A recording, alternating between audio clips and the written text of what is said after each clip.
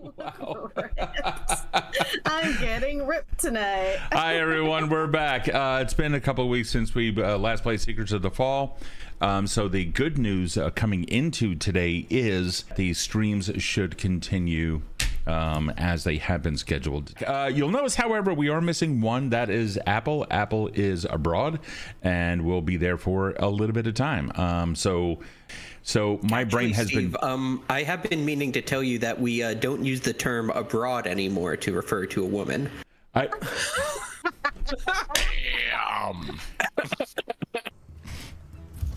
Alrighty.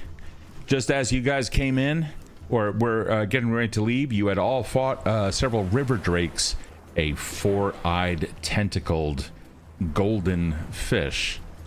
No, not a goldfish. No, it's golden fish. It's a golden fish. Anyway, this thing showed up straight out of Pokemon, and here we are. I mean, does the goldfish have a memory golden fish of a regular goldfish? All right, and so we now go back into the game. Is it smiling? Is it the snack that smiles back, Steve?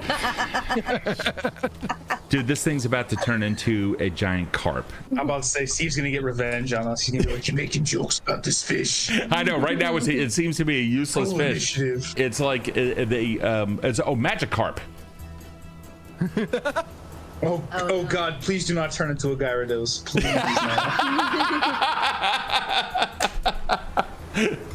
Alrighty. One sec, guys. Go on without me. I need to fix something. You got it. Alvin, completely tuckered out, returns to the ship real quick. Frenell goes in the back. Rin stays where he was over here. So Tess, having just like ripped a chunk of the river drake out with her teeth, kind of like spits.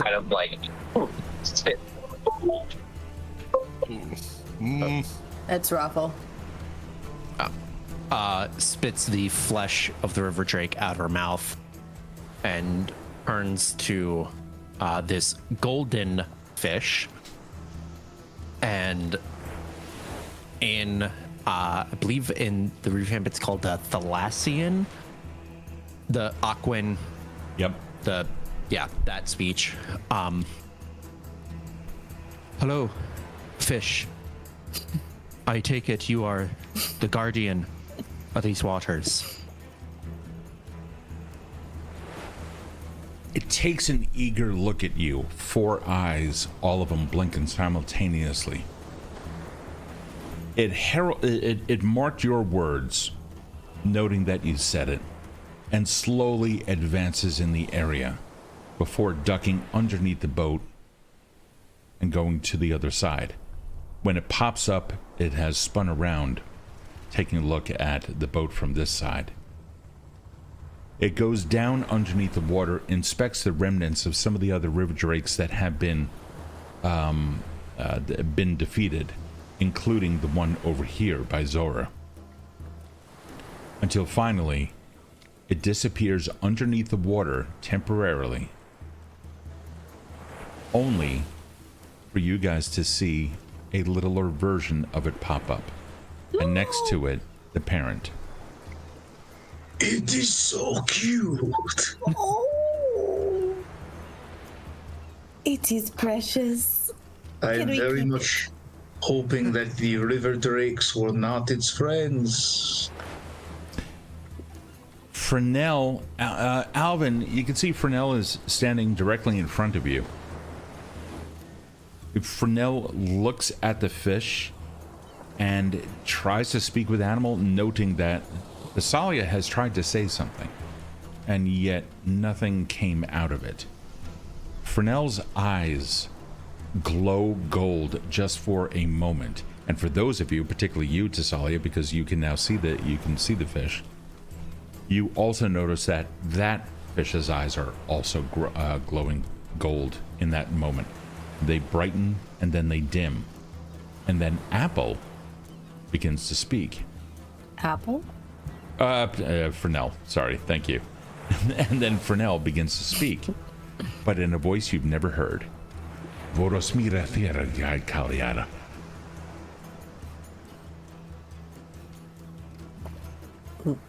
What? What? ROFL, you're muted. No, we can't hear you. I know this is weird for us too. Frenell usually sounds a lot softer and starts her sentences with deerfish instead of. Yeah, Tess is going to talk to it, continue talking in Thalassian. It starts making its way over to you, but kind of keeps its distance.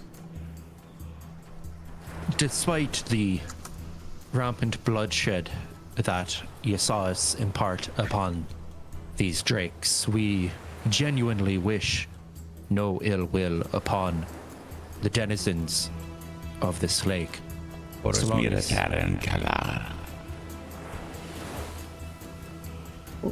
What? What was that?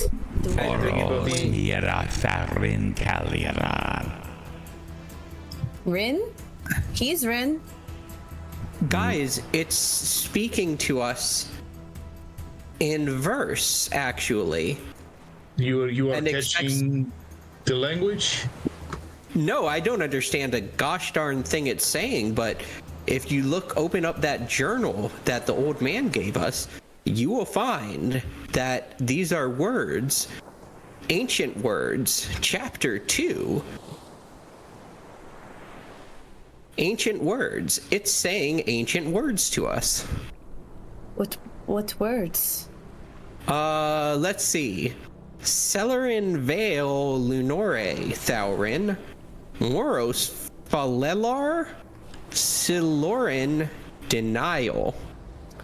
Ooh, I think you have a bit of Kultrek in there. Can you maybe try to smooth that out? The fish. I was never one for languages. The fish. First off, the small fish makes its way a little bit closer to Alvin, but still keeping his distance. You kind of get the impression that the larger fish is not only curious, but wants to hear you say that again. Alvin hands the book to someone else. No, Alvin, you are doing great. It sounds like he's very interested in what you have to say. Please say it again, but All right. like better, like an actor, like perform. This thing. I got this. All right. And I think I have a potion for this, right? Yeah. Because if I didn't have a potion for this, I would not be as confident in my ability to do this. But I do believe that I have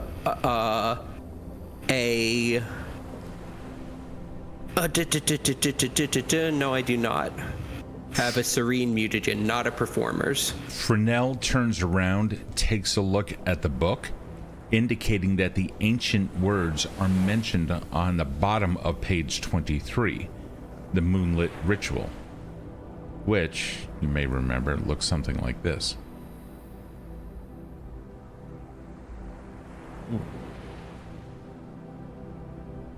Elorai Thune, Silma Rilothan, Voros Faladin, Thalos Mirethon.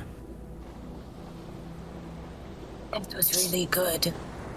The fish is looking at you and is curious. You can see Frenell's head nodding in a way that is not Frenell's, and then it speaks again.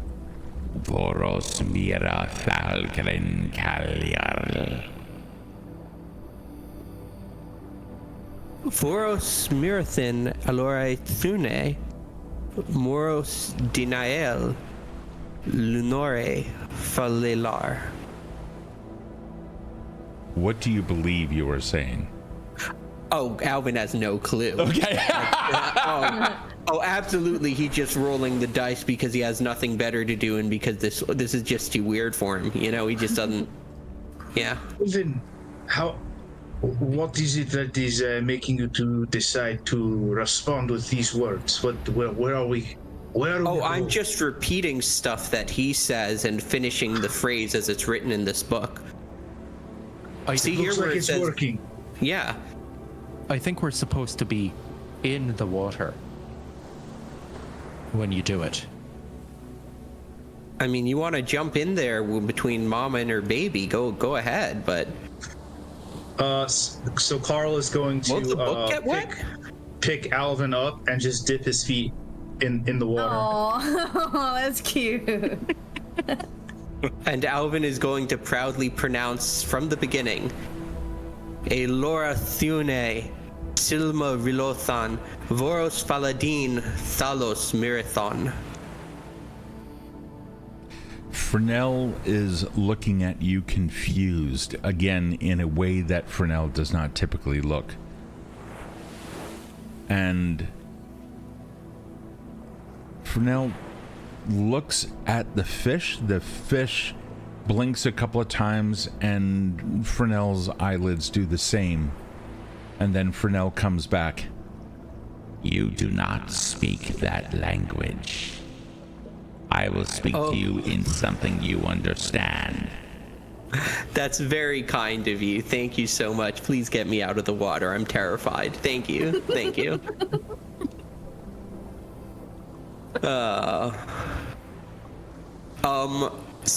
Hi. Hello. What is your sorry. intention in this body of water? Oh, we were just headed south. We met up with a druid earlier, though. Have you experienced the Skyfall? We've heard tell that it's harming many of the rivers and forests and mountains. Looks at you a little confused. Well, that's Frenell's face, looks at you confused.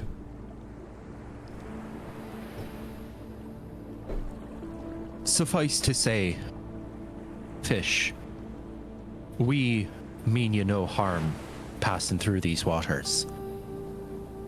We're merely passing through. I'm sorry I spoke your language poorly. You killed. You ended the life of those that live here. Why? They attacked us, and we merely defended ourselves. There's no crime in that. This is the way of Nordaga. Yes, it is. Indeed. The fish kind of takes a step back. Do you mean this lake harm? We are merely traveling on our boat through the lake, river thing. And you did this without escaping first, like prey, but you sought to become predator. They have become the predators of this water. Frenell's head turns individually, the body along with, that'd be kind of weird exorcist thing. Turns, takes a look at where the drakes were in the lake, and then turns back looking at everyone else. The eyes on this gnome seem to be just a little, kind of like a golden light is behind it, as if the scales of the fish itself were within Frenell's eyes. We did not seek to become the predators of the lake. As my friend said, they attacked us and we were trying to defend ourselves. They could move faster than we ever could. It is true. Yes, if we could have escaped them, we merely would have continued to sail, but unfortunately they were much faster than us. There was also no wind. So, Oh, that's a good point. And I believe they were underneath our ship, seeking to disrupt and put a hole in our ship. You put a coin it says as it approaches Thessalia. in the lake. Indeed, I did. Why? She kind of just like scratches back. Just be honest. Sailing superstition ritual thing I picked up out on the wider waters, out on the sea. You sacrifice some goods that you have, ideally whiskeys, ales, sweet meats, fruits, but gold and silver do in a pinch. You sacrifice these libations and or monetary things for safe travels as a prayer to the Adai, specifically Agaus. The Adai. What do you know of them? I know that they're a triumvirate of deities or demi-deities whose domain is water. Agaus governs safe travel. And the other two, their names escape me, but they deal with hospitality and preservation of waters. What I know about deities is much more learned through word of mouth as opposed to things written down. It seems to regard your words. Frenell's face is showing a look of confusion, Alvin. Meanwhile, Rin has swam over to the boat and has since boarded and is currently standing next to Karl. Want to confirm, Aldred and Thessalia, you two are still in the water, right? Yeah. I'm on the water. Oh, that's right. You are literally walking on water. Okay. For those of you just tuning in, last week Aldred did something really cool where they smashed a vial onto themselves that was a potion of water walking, and when it made contact with their clothing and armor, it gave them the ability for an hour to walk on water. It was impressive. It was amazing. Yeah, just watch all the VODs. It was fun. It's a good plug. Give your life to Avondale. No, we don't want that. No, please, no. Happy September. What? Oh my god. Moving on. Frenell's face regards everyone, and Frenell's body is holding itself in a way that you've not seen before. It seems to be majestic, but also seems to be moving in a way most people with sea legs know to stand perpendicular to the current and then just kind of let their body just kind of move. You know, so they remain still, but their legs just kind of go along with it. It's all in the hips, baby. Yep. Frenell is demonstrating that exact principle in a way that is quite different than what we might have been accustomed to in the past. The Adai. It says through Frenell's mouth. And that's when something behind you makes itself known. Emerging from the depths, a massive creature roars, completely comprised of the water of the lake itself, standing there mighty and tall, over at least 15 feet high. It looks down, water constantly dripping down from it.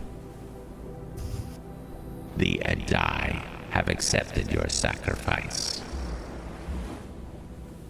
And it simply goes right back into the water itself. Follow me.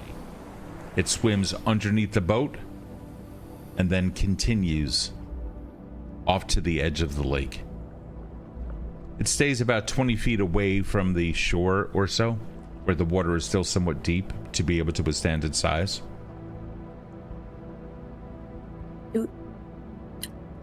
Are we going underneath the water again? No, I think they just want us to follow it closer to shore, over in that direction. Oh, okay. Yeah, but are we supposed to take the boat or not? Says Rin. I mean, someone has to. What? Logistically, someone has to stay with the boat. Rin, do you mind staying here? No, that's fine. And I will protect Frenell just in case. All right. Yeah. I think Frenell needs to come with us to act as a liaison. Fair. All right, I'll steer the boat towards you. Frenell, take the bow. I'll bring it over. You follow it. I'll be over there shortly. And thank you, Rin. Exactly as promised, Frenell and Rin remain on the boat, and then you guys go over to the shore. You can see it just beneath the surface of the water by about 10 feet, and it is staying there. Frenell from the boat, who is now in your vicinity. As I said, follow me. I think we are going under the water then. This is gonna be awkward for Aldred. Aldred, are you able to go under? I'm just like punching the water, trying to get in.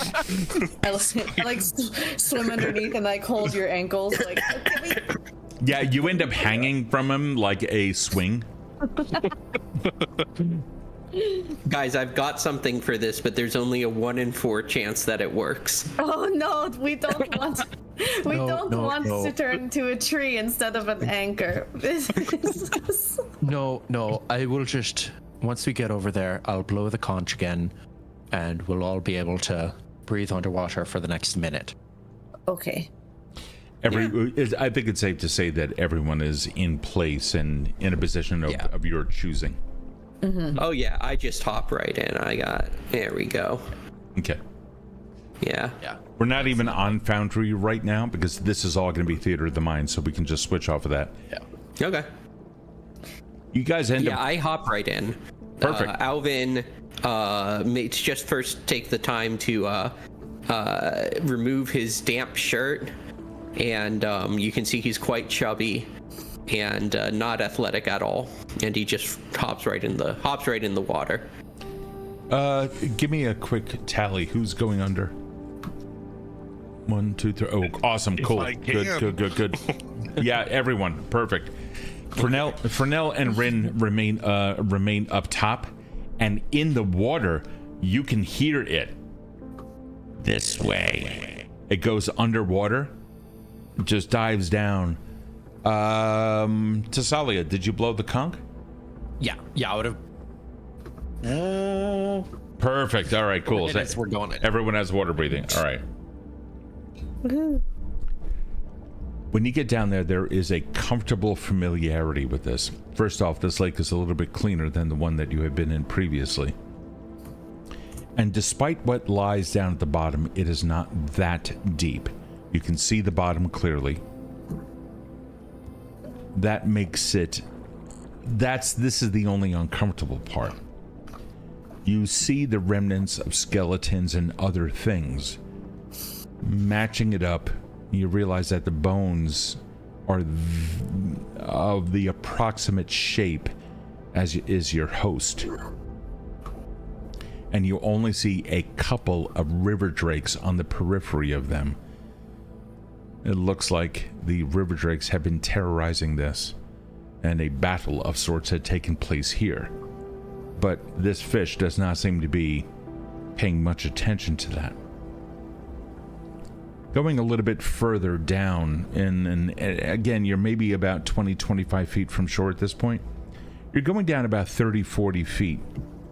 And while the light shouldn't be able to hit the bottom as well as it is, it's still a little bit murky. But the light is shining on one particular area. It's like the sun just happens to be in the right place in the sky, and the water just seems to be clear enough in this one area for whatever reason to shine a golden ray on what appears to be a fairly large, I'd say maybe 2.5 feet wide, freshwater clam. But it's not really a clam. Its shell is kind of gnarled and what have you. Those of you from the ocean, Thessalia, Aldred, you recognize it as something akin to an oyster, a freshwater oyster. The fish comes over. You have protected this lake. You protected nature. Continue your journey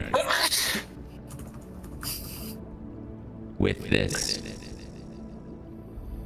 And it's just hovering above the oyster. And you can see it. You see the muscles kind of give way, and the creature inside the shell recoils. And you see what appears to be a very large, for a pearl, about the size of a softball. Oh, don't mind if I do. I'm gonna Thank you. kind of inch towards it. Okay. Yeah. Are you sure you want to part with this? Alvin says while underwater, not sure if the giant fish can hear him. We are capable of surviving here without it. And the dedication of those who made sacrifice has been noted. This lays here, created by those who used to watch over this lake. Now, you have that. You have watched over this lake. You deserve this. Are you tired of guarding it? I'm We sorry, that's three too will familiar. never be tired. Yes, I should just be grateful. Thank you. You honor us. Thessalia, give me a perception check. Okey-doke. While they're speaking, I'd like to, in the background, take a minute to scope out the pearl and identify magic using my purveyor of the bazaar. For Ooh, quick tell me identification. exactly what that does. So I get quick identification from it, which means I can identify magic swiftly. It only takes a minute when using identify magic to determine the properties of an item, ongoing effect, or location, rather than 10 minutes. And the purveyor of the bazaar says that I can use mercantile lore. But I don't think there's any bazaars around here, but I don't know, maybe pearls have been exchanged in the past. Sure, yeah. One of the things that you're noting about this is that while there are no sigils or anything like that, it seems to be a completely natural construction. It's, again, about the size of a softball. However, it's also not like your typical pearl, which it has that, iridescent surface, a slightly irregular shape perhaps. But instead, it seems to be a little bit more translucent, and the iridescence itself flows like incredibly viscous water just underneath the surface of the object. Oh. It's like one of those ball things, like magic 8 balls with the water. In a way, however, it seems to be responding to something outside of any physical motion of the object. Okay. So when you turn it, the whole of it turns, and it doesn't slosh around. Instead, it's just continues to move under its own volition. Thessalia, what'd you get? A 17 perception. It said something in particular that may have been of interest to you, but you may not have caught it.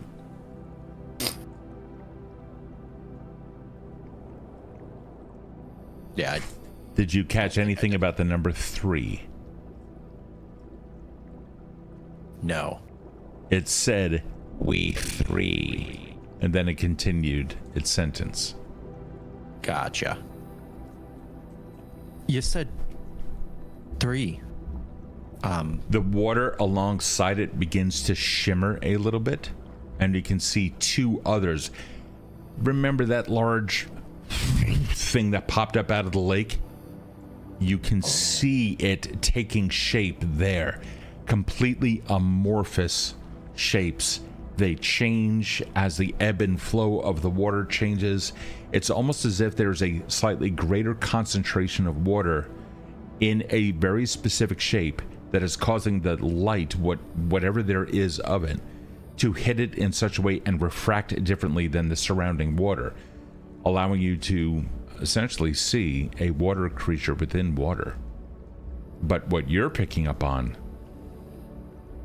this is not just a water elemental.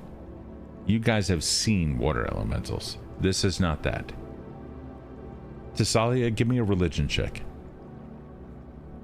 Karl, you're also fairly well versed in these things, if I'm not mistaken. Yes, indeed. Let's do it.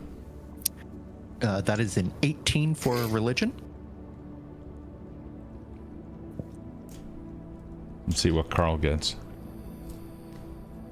We're rolling now. Probably not great. 12.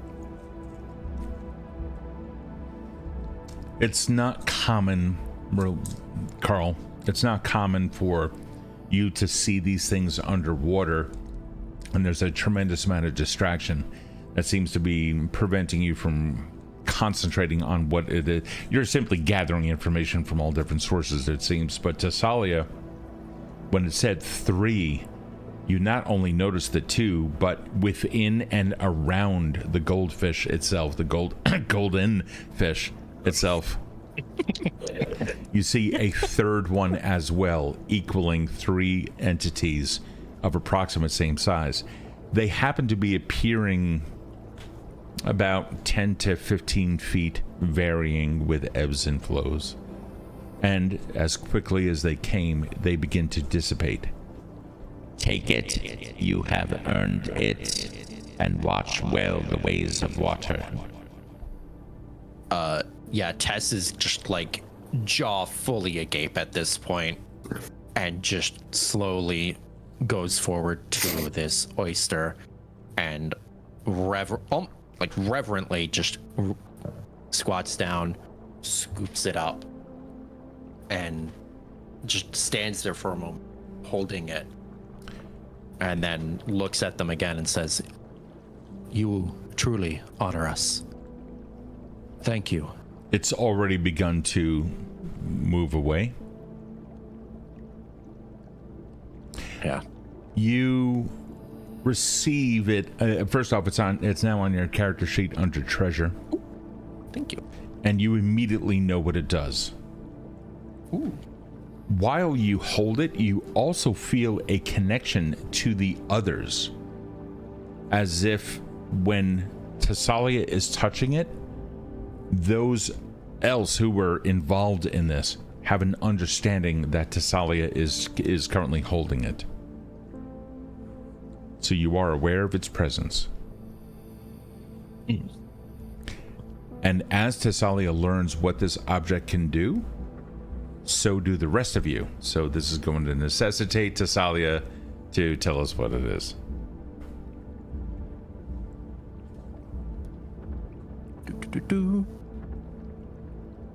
Are you in Foundry? I am. I see unusual treasure. Click that. So all it says is the nature of this treasure is unclear. And now. There we go. Oh. I assume in character or However you wish to do it. all right. You know what it does, and Yeah. the moment that realization comes, everyone else will now know.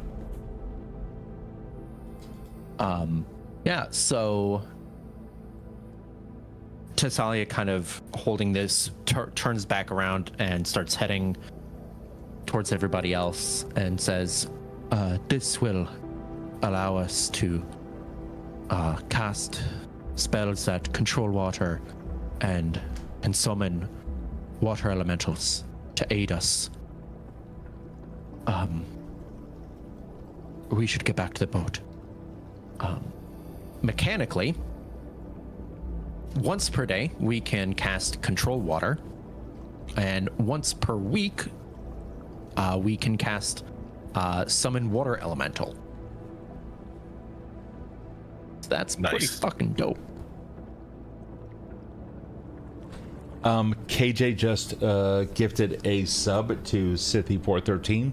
So KJ, Nice. thank you. You're an absolute love. Thank you so much. Because it is a sub, the entire party is going to get fortune on its next roll. So essentially, everyone, if you have to make a check of some kind, roll it with fortune for that first, the very first next one. Yep. Yep. Yeah. So then Tess will kind of just start swimming back up onto the surface and then clamber onto the boat. And she is just like, it's more obvious once we're back all on the boat. Wait. But she is just like starstruck. Aye. And just holding this pearl like in both hands, just like.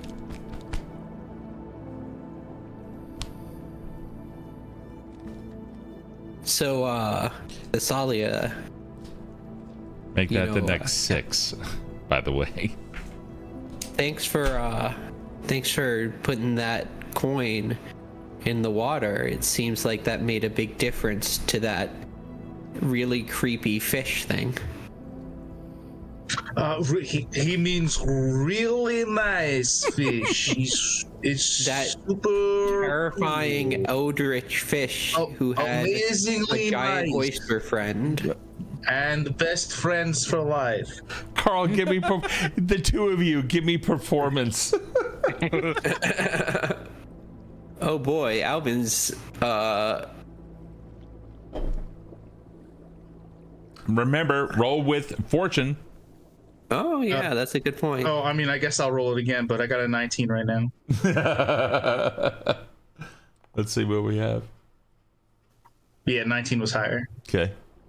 Why am I rolling Rafa, what'd you get? I think a 15? Your Did I highest. only do once? Yeah, your highest right now is a 15. Carl's Okay. voice carries over, I understand. and as the fish has already gone away and moved well out of earshot of Alvin. Alvin, be advised, Thessalia went back up to the surface and on the boat. Oh yeah, Alvin is it goes back on that boat too. Okay. When you were up there, Frenell has completely returned to normal, disconnecting, and seems to be resting, very weary of the possession that just took place. I make sure to tuck Frenell in, even though it's the daytime. I just make sure that their head is somewhere comfortable and nice and cushioned. Okay. More to back to what you were saying, Alvin. There is something to what I was taught. This is the first time I've seen evidence of it. I mean, after my father died, we tossed a whole fucking keg off the side of the ship in celebration and good tidings, but you know, a month later a fucking maelstrom came and wrecked the ship. Yeah, in Koltrek we would drink the cask. Oh, we did And- plenty of that. Okay, yeah, but we only throw it if it's empty. I'm going to assume that Zora is back up on the ship. Carl, you're up on the ship as well? Yep. Okay, cool. All right, cool. All right. But yeah, no, we should get going. We should continue on our journey. We don't want to overstay our welcome, but maybe, and like, she looks very uncomfortably at you, Aldred. Maybe the maelstrom was a good thing.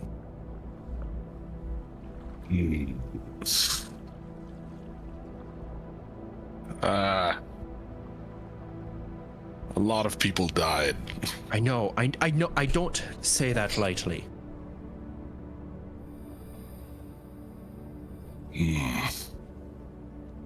The ship with red sails. Oh, believe me, I'm going to fucking sink that ship if it's the last thing I fucking do. I will burn that ship. I'll follow you. I'll follow you too, and I sort of like pet Thessalia on the hand, like cats love, and She is lost in thought. Like she kind of like she said her piece and like she's back to just like staring at this pearl. hey Rin, it turns out that these guys you hired, you know, they're pretty yeah, we got an ancient treasure from a giant river guardian. Pretty cool stuff. Vanguard Society has never known anything like this, to be honest. He's looking at Frenell, who's still resting, and then looks down at his satchel. But we still need to get this thing back. The fact that we actually accomplished a mission, got an artifact away from whatever they were doing with it in Yaoundé, this is important. So when you say that the people that I hired, I'm going to correct you. The people that chose to aid everyone. You guys are seekers now. You don't need me. Frenell, I'm going to watch for a moment. Like I said before, we're going to return. We're going to go back to the Society's headquarters further down south once we hit the city. Just keep in mind, the old man is going to be looking for you in 2 days' time. Now, I don't see that golden fish anywhere around, so I'm assuming that we can progress. Indeed. We should be safe. He seems to be like relaxing a weight of responsibility taken off of his shoulders, but he's like, by the way, who has that book? The one that the old man gave. Oh, here, when I took off my shirt, I made sure I didn't jump in with it. That would have been disastrous. No, you have it. Yeah. Karl, if you don't mind my asking, every now and then you produce a book. What does that book do? Well, you see, it's a magical book. If I ever want to know something about something, I open it up to a random page, and poof, information is there for me. Where does it get the information? Do you know? Unfortunately, I am not familiar with how it works. I've come across it and have decided not to let it go. It has been quite useful. Alvin is heartbroken in this moment because he believes that Rin has confessed to never learning to read. What? He is certain that Rin never learned to read. How? Okay, I have to ask you. This is his confession. So, ROFL, I have to ask you a question. Yeah. How do we come to this knowledge of Alvin's thoughts? Alvin's just sitting there crying quietly to himself. Okay, then that's what we see. Yeah. We don't see the inner thoughts. Yeah, give us reason to ask what your character is doing rather than just that's like a good point. Exposition. Yeah. What a show. Alvin. Yeah. Alvin, what? Why are you looking so sad? Just like that. Because it takes so much bravery to admit that you don't know how books work. Rin looks up. This explains so much, Rin. Wait, I can read. What are you talking about? You just said you didn't know how his book works. He like stands up for a second, holds on to the and then sits back down. Karl's book is magical. This I fuck you, Alvin. He goes and he sits in the back of the boat. I mean, it is true. It's very magical. It is only about like this big, and it has lots of information in it. Information I would not even know where to come across. Reading is always magical. Alvin stares off into the distance wistfully. That's not what I meant. I meant to say his book is the book between the. I'm so thankful I'm going back to the Vanguard Society and just going to stay there. I'm retiring. I am retiring. I'm publicly announcing it. Like, done. I'm assuming that you guys just continue. Yeah. Okay. All right. Did Cool. the wind ever pick up? You know, so the thing on the VTT, that the boat on the VTT shows a sail, but it was confirmed that there was no sail on there. So when you're asking if the wind picks up, are you asking because there's a sail on the virtual tabletop, or That's why I was asking. okay? Yeah. No, this is a rowboat. It just happens to be a very large. It has oars. All right. Well, Aldred's sitting at those oars and let's go. Alvin is right next to Aldred, and he's because if he was on the opposite side of the boat, it would just go in circles. So he's like sitting next to Aldred on the bench, being like, "Hey, you learned to read, right?" Yeah. Kind of. It's okay, buddy. I could read. I read a little bit. Meanwhile, A Carl's little just bit like is important. looking back and forth. I don't know. I'm concerned that my choice to go back to the Vanguard Society is. By the way, do you want some? Hands you a flask. I'm concerned that my trip back to the Vanguard Society is going to be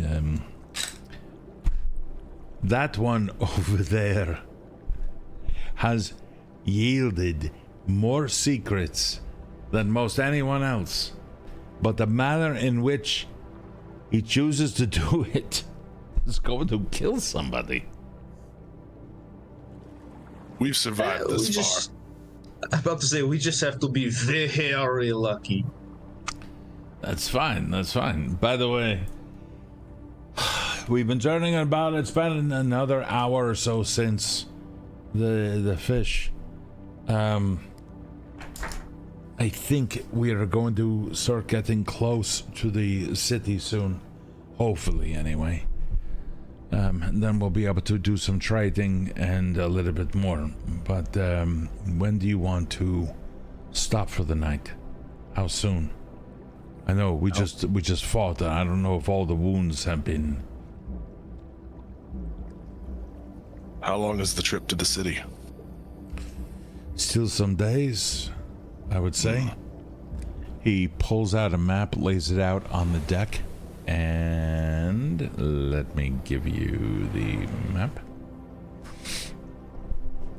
So we were about here when we were fighting all of them, and now I think all of this is about where we are now. And then he points all the way down here.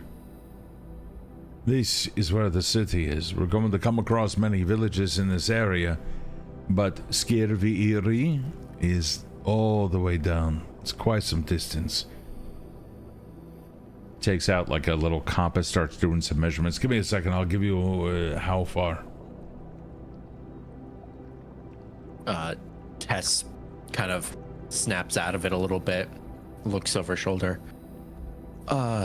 Rin, not to tell you how to do your job, but you're actually going to want to use a pair of dividers to measure the distance, not a compass. Compass will work, but you'll mark up your map if you do so. I've learned that the hard way. I had something with pointy bits. I don't know anything else. Either way, 312 miles. So with this, Aldred just nods, so proud. I taught her. You have been paying attention. So a couple more hours then pass, and are we camping here and keeping watch on the boats, and then or are we going ashore? Going down the river, I don't see any real danger ahead of us immediately. I'm fine if we just stay on the boat, but I'm a little biased in my answer. If all of you, Karl, Alvin, Zora, Frenell, if all of you want to head ashore for the night, we can absolutely pull off. Yeah, I'm no sailor, but it seems like a bad idea to sail down a river if it's going to be dark at night. Do we have any idea what the moon's going to look like tonight? Yeah, shouldn't be too bad at all. He pulls out a small book and starts flipping through it. Looks up into the sky. From what I see here, we're looking at waxing. Caitlin will be a waxing crescent, and Sereth will be in the first quarter. Well, actually, going into the evening, a waxing gibbous. So Plenty of light. Well, then I leave it up to the sailors to decide. What do you two say? If you're all comfortable, we can keep sailing. Indeed. We'll make up some lost time that way. I think it's more important if you guys need a break from rowing. Perhaps if you would like to address any wounds from battle. Yeah, please. I was barely touched. But then you take an oar. Yeah, and at night we can simply have somebody on the rudder to make sure we're not crashing ashore, and we can just kind of coast on the current. Should be pretty good. The two of you give me sailing lore, and we'll go from there. Is anybody studying the book? So what I can do then is, if there's somebody in the party that is like, yeah, you know what, I'm going to read over. What's up? We get to roll advantage. Yes, Fortune. You do. Fortune, yeah. Fortune, yeah. 23 for Tess. 16 for Aldred. Okay, cool. All right. Tess, you kind of get the feeling that you're taking a look at the terrain, including the terrain way ahead. All you see is smooth sailing. It seems to be just, plains. Now, of course, the riverbed itself can completely bottom out, and then there's falls and etc. But usually that requires like a steep drop in the surrounding terrain. You don't see that. Now, with the currents moving as they are, because more and more rivulets are coming into it, the river is beginning to widen as you guys go. So there is an advantage. If you end up moving, or rather going through the night, then obviously you are going to travel a little bit more distance, which is going to be good for you. So we're going to advance it by another 36 miles just to get you there, which will be the dawn of the next day. Now, who's reading the book, if anyone? Alvin's been leafing through it, actually. He's particularly interested in the stone circles.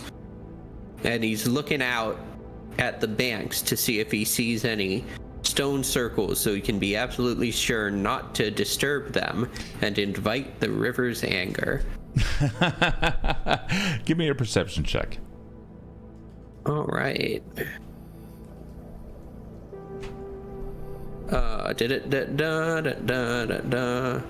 Perception. Mm-hmm. That's only for active encounters, so I'll go this way. Left-hand side of the character sheet. You should have it. Left-hand side of the character. Oh, there it is. And it's with keep higher. Mm-hmm. Roll. Oh, baby. That's a 15. Okay, fantastic. As the ship passes by the shores, there comes a point when you begin to realize what this entire area truly is about. You see small fishing villages and you simply pass by them. Many of them have already cast their nets for the day, and by the time that you end up going through this, because it happens to be nighttime, most everyone else has turned in, but you get the feeling that these people are well versed in this. What is truly eerie, however, is the occupants of the water itself. Spirits. You see them dancing as you pass by a village. You can see out on the shore what appears to be stone monuments that have been erected and carved. At first you saw a village that had it, and one looked like a fish and another looked like a shell. That was two. That could be a coincidence or just whatever. The third one was a fish in the same shape as the first one, and that was some miles back. Then the fourth one was in the shape of a shell. The fifth one, etc. This area is not desolate. You are in a pub in an inhabited area. But in front of each of these villages, the spirits lurk. You pass by one village where you don't see any carvings, and you do not see any spirits either.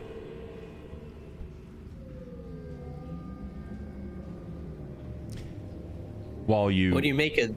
No. Go ahead. I was just gonna ask Thessalia, what do you make of this? You ever seen this some wacky water?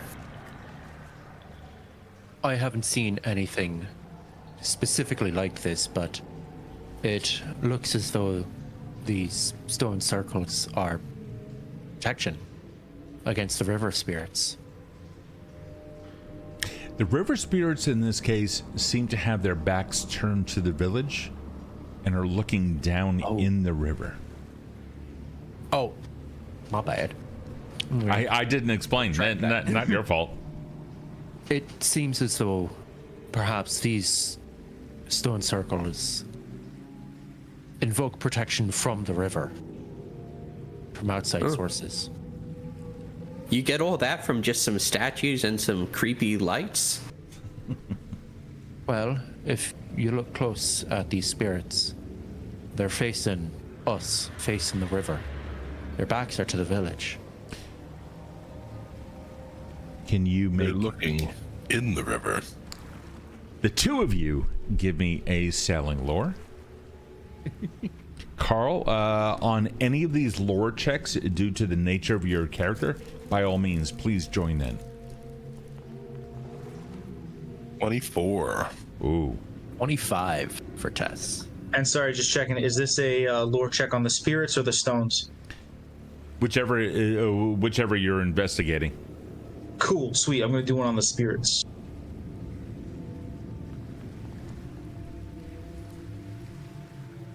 We 24. Right. Oh, shit. Okay. All right. There are certain areas of this world, particularly the uninhabited by mortal empires, etc., from like hundreds of years ago, that seem the various civilizations and villages hold true to the old ways in this area. And so water spirits have no reason to be chased away.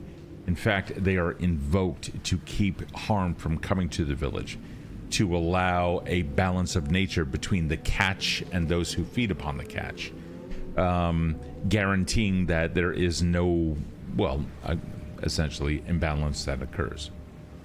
This is one of the few areas of the world where you can actually see this in action. However, the three of you, because all three of you rolled incredibly high, and by the way, did you all roll with fortune? We all three used our one. Yeah, we used it. The fortune roll already. Oh, no, KJ. No, we had 6 more. Yeah. Oh. I'm keeping tally. Those were not with fortune. I don't think we can do better, but I mean, yeah. I'll I mean, roll again, honestly, but- you did incredibly well. But Yeah, no. Aldred Yeah. and Thessalia. Okay, cool. Yeah, that's all thanks to KJ. So thank you, KJ. It is unusual to also see these kinds of spirits. Karl, you in particular, a master of lore. Typically, these types of spirits would only be able to be seen at dawn. And this is only because you happen to remember a particular poem, or you looked at it in the book, that references spirits that only appear at dawn. And it's like a childhood nursery rhyme from this region. It's incredibly specific, but you did find it. There is a good cross-reference there. And as you approach the early hours of dawn, the world around you becomes hushed, blanketed in a silvery mist. You continue moving forward into it. And this begins to confirm your suspicions, Karl. The water's surface seems to like shimmer with a light that is not from this world, but from the next. And you can't help but feel the presence. Before you were able to see them, but not necessarily feel them. Now, little hairs, scales, or what have you begin to they're responding to the environment. And the spirits themselves are now dancing on the waves. The air is thick with anticipation, not from you, but from them. And the river's whispers beckon you closer, as if to divide you all.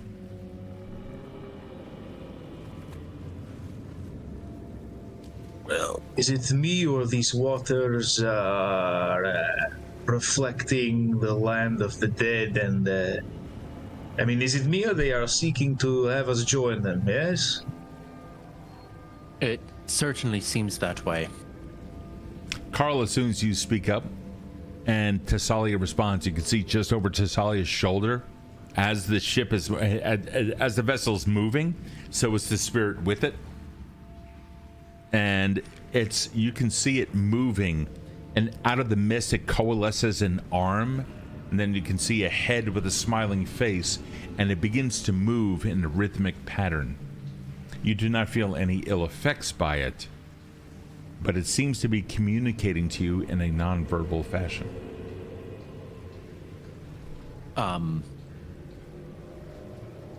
Tess kind of like turns around to it and says, "We mean you no harm, spirit."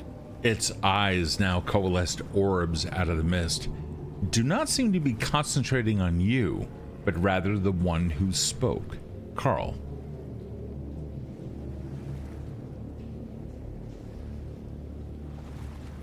Yes. Hey, Karl. Is it someone you know? I am not quite sure. Karl, try speaking Mutvian to it. I have a hunch this could be the owner of that spellbook. It continues to move in a rhythmic fashion, its hands moving in such a way here, and up and down, as if like swimming in a vertical fashion. And Karl's gonna take out the spell book, and he's gonna hold it in front of himself, close to his chest. And in Mutvian, is this yours, friend? There does not seem to be any connection in communication.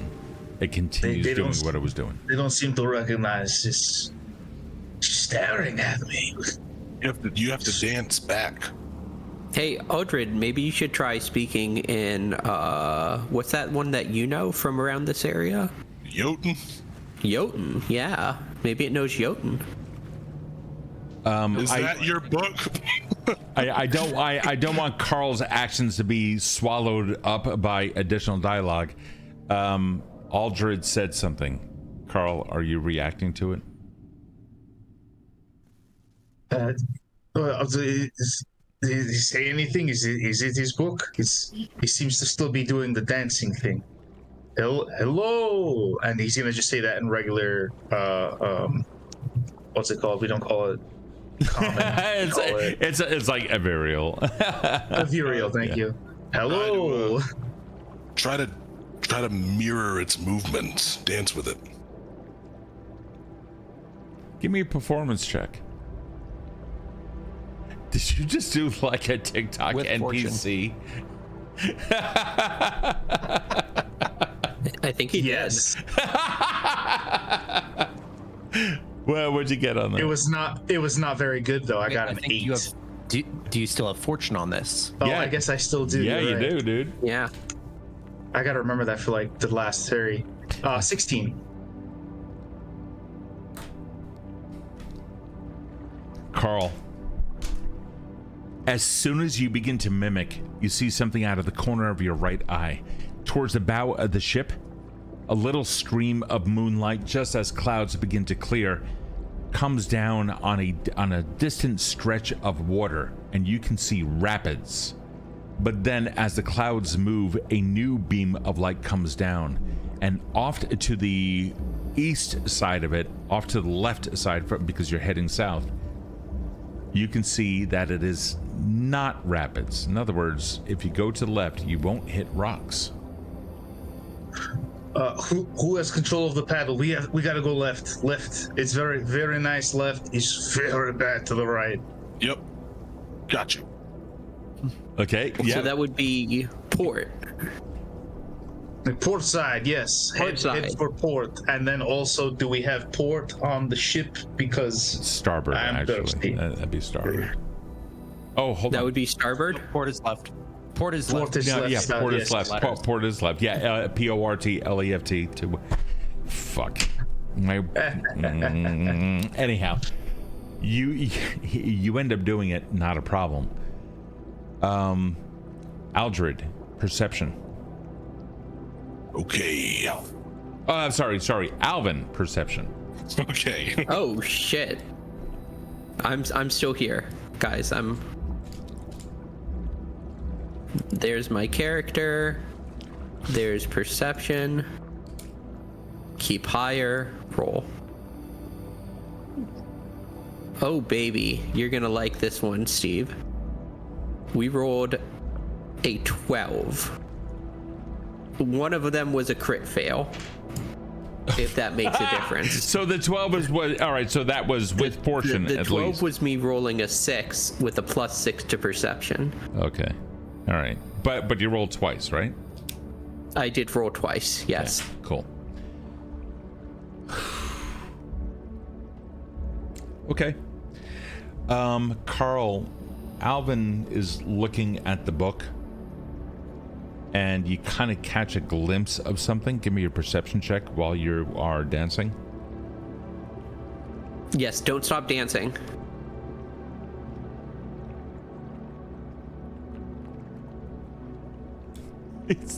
Hold on. I keep forgetting. I gotta roll it twice. Yeah, there's a keep higher. There's a keep higher 15. option in that. If you choose the keep higher option, it will roll twice for you and only keep the higher. Ooh, fancy. 15 though. It came in at 2. There's a glimpse of some of the pages that Alvin is looking at, and one of them is the spirits of the river on page 7.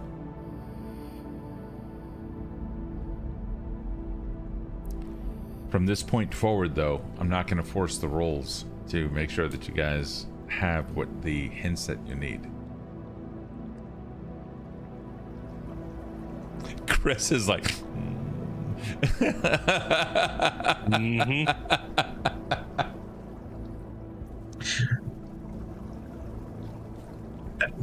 I am thinking that we should keep an eye out for the spirits who are calm in their movements. This will be allowing us for an easier trip. No mosh pits. No mosh pits. all right. So no more dancing ghosts. Alvin is just impressed that Carl knows how to dance. This has won him so many points. Well, keep something in mind. The dancing seems to have revealed a troubling and a safe passage. Yep. I live. Yeah. Thank you so much for the follow. Really appreciate that. Thank you. Hey, so we're steered away from those rapids, right, Aldred? So far, so good. All right.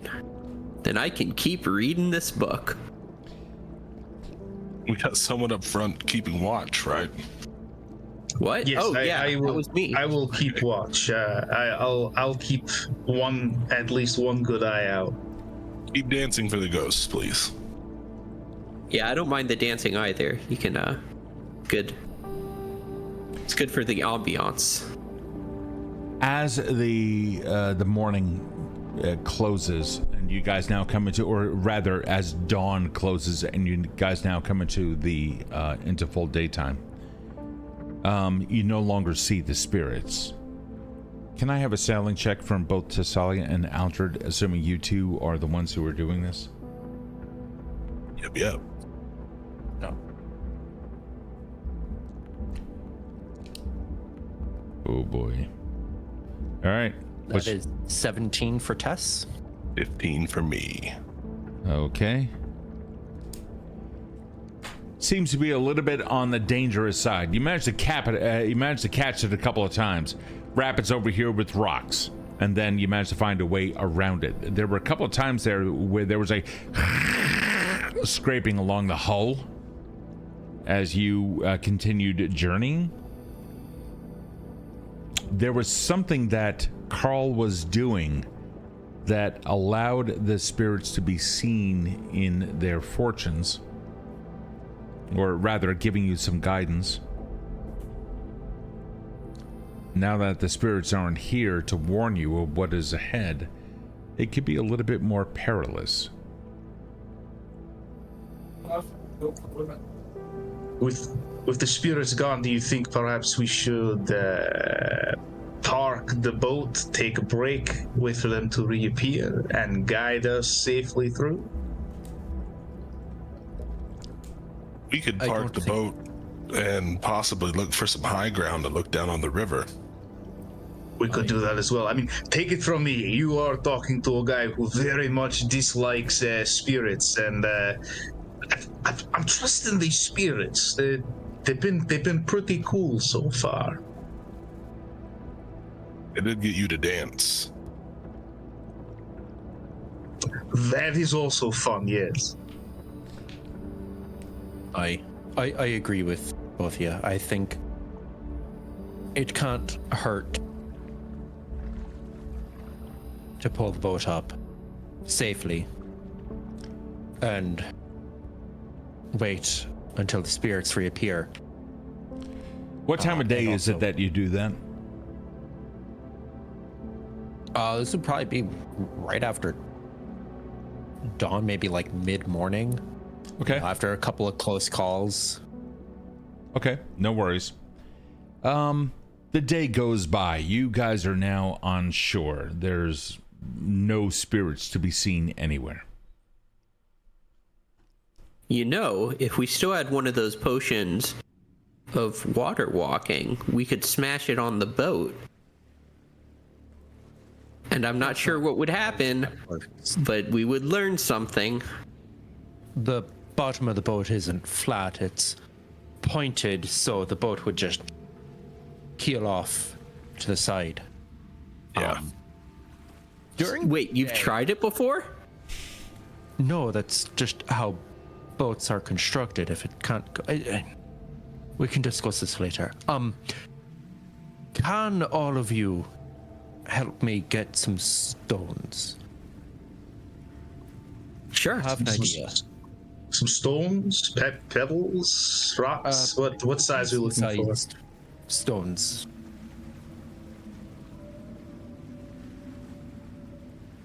Now, let's just be careful not to take the stones that are part of the stone circles. So if you see any sort of a deliberately placed stone, be safe and leave it there. I have learned my lesson when it comes to touching stones.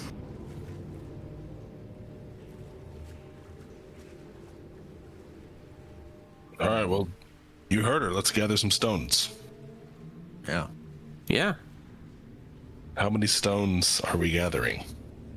Stones, gathering stones. To get a circle together, I guess. Wait, we're making our own circle? Yes. Oh, well then we want really nice stones. I don't think the quality of the stone is strictly pertinent. I think we just need to. It's the intention behind it. I mean, if there's one person I wouldn't trust to know about the quality of stones, it's a sailor, but... Alvin. Okay. For the love of everything holy and old, we just need to get some fucking stones. If we don't... Alvin helps him get some stones. Together, we can stack them up in a pile and make a cairn. You guys do. No effect. I feel better now. Wait, what was that you said, Steve? You build up stones. You put some into a cairn. I'm sure one of you makes a circle out of them. No effect. Okay. But we didn't see anything.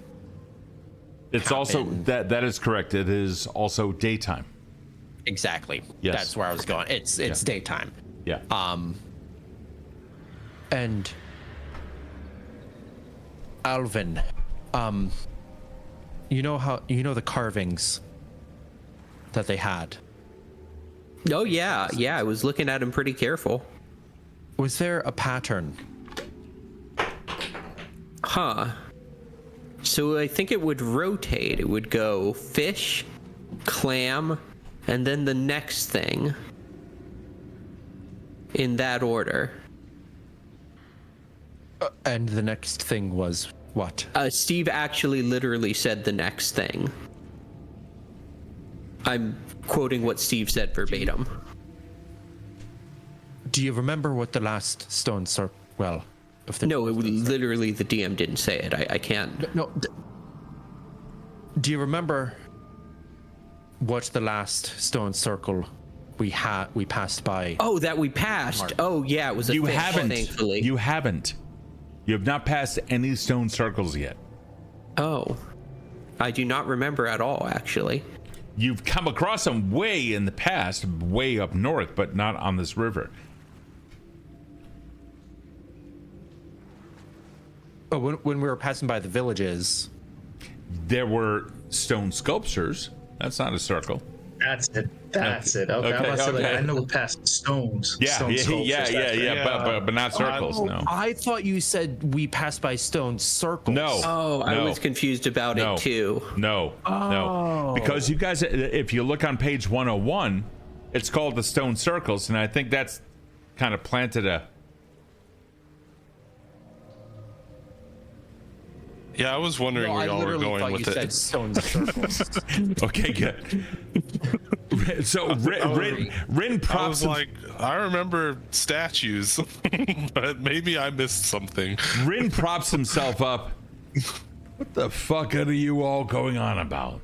No, if they were that was player misunderstanding. Okay, all right. Now wait a minute. Rin's a man who would know something about stones. Yeah, but he's also an NPC, and I haven't had any coffee. I just love that the NPC was like, I'm on my lunch break. I'm not doing this. Totally like pull it like right through the fourth wall, just gonna fucking like meta this to death. Well, maybe we should tend to our wounds now that we're on the shore. Live to nut is like, I'll start brewing. It's awesome. Oh, coffee would be much appreciated. I'm gonna take a nap. If you don't mind my asking, listen. Hey, Karl, and all of you, I'm listening to these conversations. Can someone who has the book now? Which of you has this thing that the old man gave us? Alvin still. Alvin. Yes. Read through them all. This is gave it to us for okay. some reason. Okay, so here we're like page 7, the spirits of the river. In the heart of the river, spirits dance. See, that's what we were just seeing. Some are gentle, caressing the shores with soft waves, while others are fierce, creating rapids and whirlpools. To see them, one must sit by the river at dawn when the world is still asleep and listen to its whispers. So we can't see them because we're not sitting on the. We're not sitting by the river. We're sitting on the river. Yes, I have a theory about that. I think that big scary fish told the spirits that they should be visible to us, and they listened. I don't think that's how that works. Yeah, what's your evidence for that moving forward?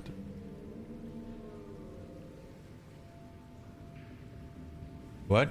I think the spirits and the fish are two separate entities with no communication between them.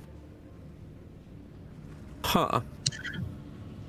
I feel like we should be listening for whispers right now. You all mentioned something about sitting close to the river and listening for whispers. Yeah, but only if we're sitting by the river, not if we're sitting on the river. If we sit by the river, what time of the day does it say? At dawn. The sun is above us. Dawn was several hours ago. Huh. Alvin. Yes, that's... Give the book to someone else. Yeah, Alvin give the book to someone else. He's no longer confident in his ability to lead this party. Alvin gives the book to Aldred. Me? Aldred said he knows how to read a bit. I know how to read maps very well. I'm going to hand it to Karl. I hate to tell you all of this. I do not know how to read. I'm done. I'll swim back the rest of the way. Rin, I'm going to join you. My book is very magical, and it kind of just, the information goes right into my brain noodle. Are you You serious? are not being serious right now. I mean, it just kind of works. There's words, but for some reason I can read them when they're in this book. But you give me this other book, and it's a bunch of scribbles. I am a peasant before I started venturing. There was no reading. Don't sweat it, Karl. I'll manage the book. Rin's just looking at Karl. I thought you were the most knowledgeable person that we hired. Oh well, I know things. I just don't read things unless they're in this book. Which, lucky for me, a lot of things are in this book. This is interesting. This is weird. I think you just taught me something. Intelligence and knowledge does not mean knowing how to read. A lot of the sailors that we crewed with couldn't read. Most of them couldn't count on account of lacking fingers, but they knew a lot about sailing. All right, so anyway, right. According to this, it has to be at dawn. If Indeed. we want to now, but hold on now. This is not necessarily an order, right? There are pages, but what else is there? Karl, you can't read. Aldred, read. You want me to read? Somebody on this fucking boat, read that book. I'll take. I was gonna say I thought Thessalia took it. That's why I said that. Oh, did Thessalia? Did Thessalia? I did. Yeah. Well, Aldred, read the book. Oh, you don't have the book. Thessalia, you read. Are you done, Rin? All I know. So the spirits of the river as Alvin just said, we have to sit by the river at dawn, while the world is still asleep, to listen to the whispers. That we can't do, at least not until next morning. Then there's the moonlit ritual. On nights when the moon is full and bright, the river reveals its secrets. To commune with the river, one must stand in the waters, arms raised to the moon, and chant the ancient words written below. Only then will the river share its wisdom.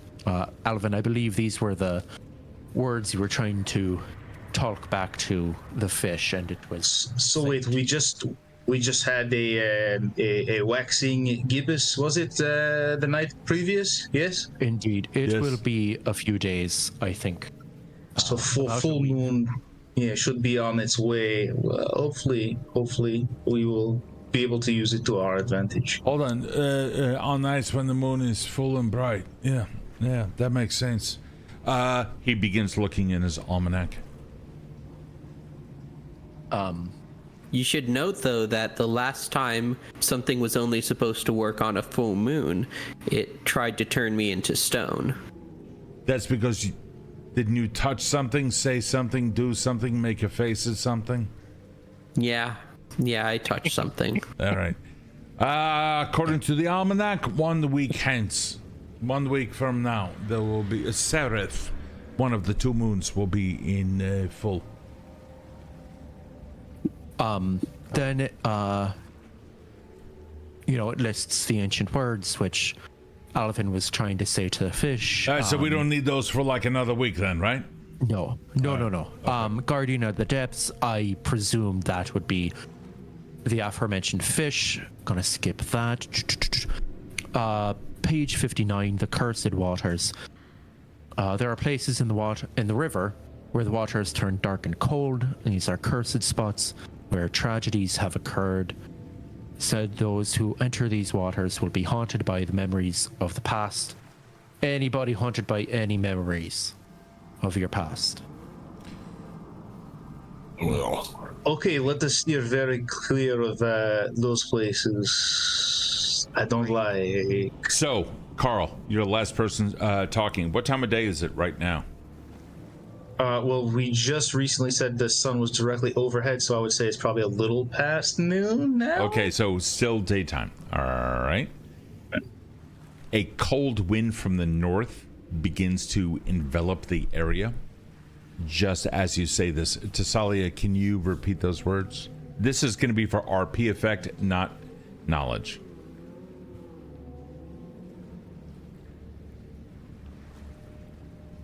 Muted. You're muted.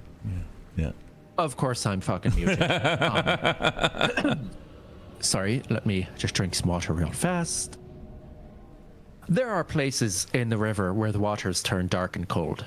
These are cursed spots where tragedies have occurred. It is said that those who enter these waters will be haunted by the memories of the past. Anybody... A wind begins to blow through the area. The waters, and now it's a river, so it's washing sediment down. It's a little bit cloudy, but it's also full bright out, and it's a little bit warmer until the winds from the north start kicking down, and you can smell snow on the air. You guys spend all that time up there in the Arctic climate. You know what that is. But down here, and then the water starts turning a little bit dark, and there is an oppressive weight hanging in the air, and the ripples in the river seem to whisper, and you can almost picture, as in fact, Alvin, when you just happen to look just over the edge of the ship, you see what appears to be down in the river, and it doesn't make sense because it's only about 15 feet deep, and yet what you're looking at is about 25 feet tall, and yet it's still beneath the surface. You can see a shipwreck. It doesn't make any sense. This river's not large enough to have a full-blown ship in it, but you can see something of a tragedy taking place here. You can't help but shake the feeling if you give me a will save, Alvin.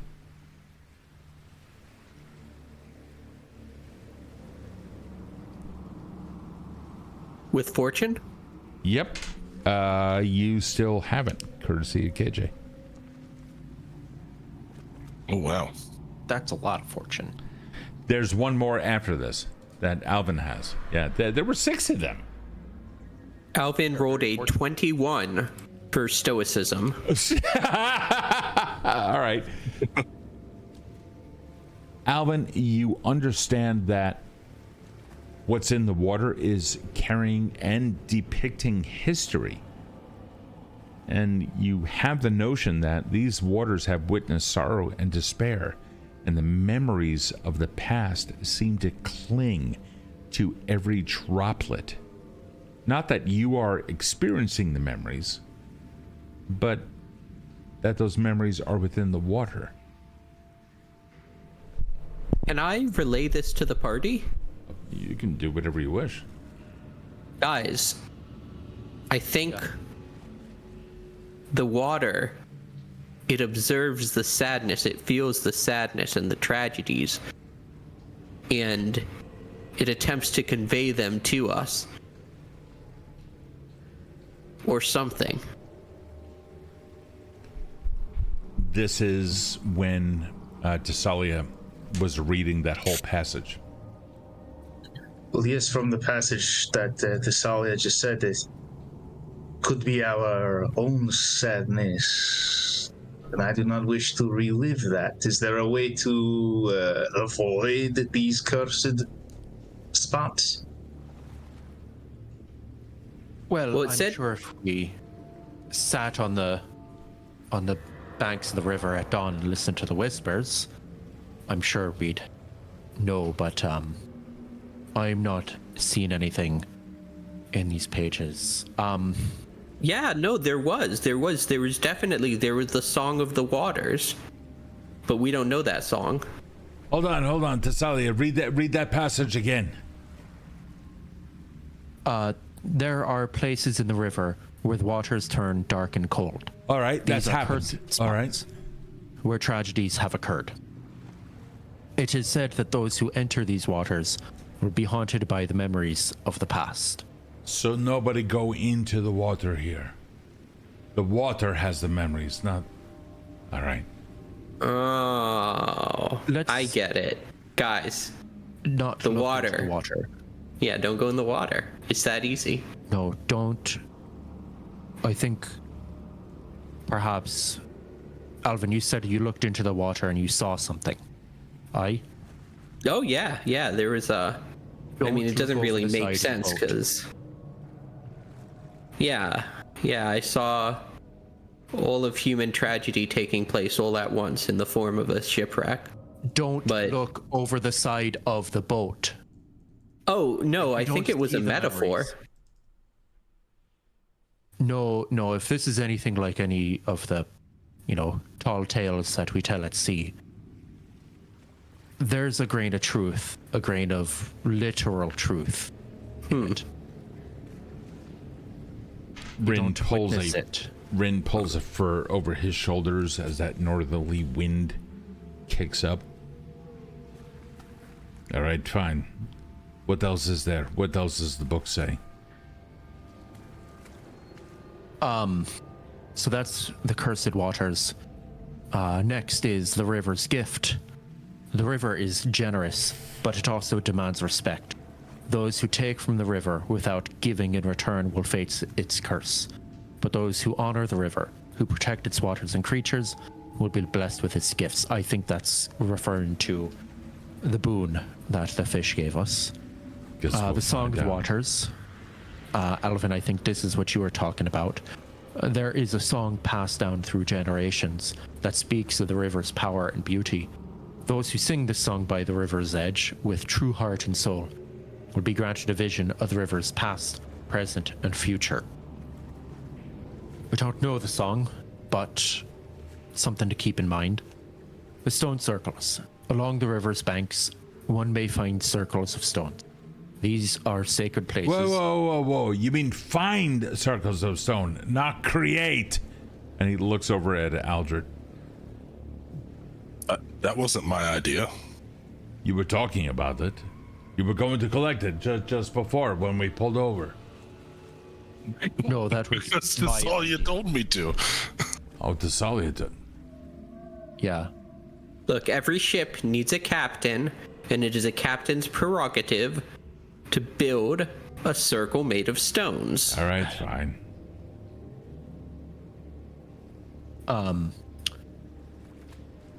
Those are the stone. Along the river's banks, one may find circles of stones. These are sacred places where rituals were performed and offerings were made. To disturb these circles is to invite the river's anger. We didn't. Tess gives a pointed look at Alvin. We didn't disturb any stone circles, right? So I don't. I sure hope not. I don't think this applies. And then Might be a good place to leave your gold coins from now on, should we see one as an offering. No,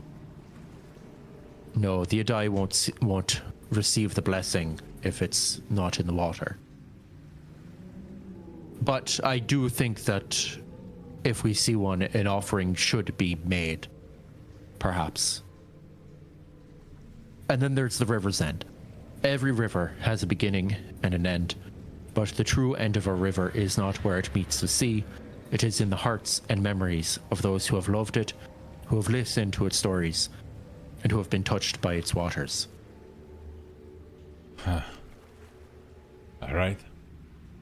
Is that it? That's it. All right, so we know how to proceed. Just in case we come across any of these things, at least we'll know what to do according to this book.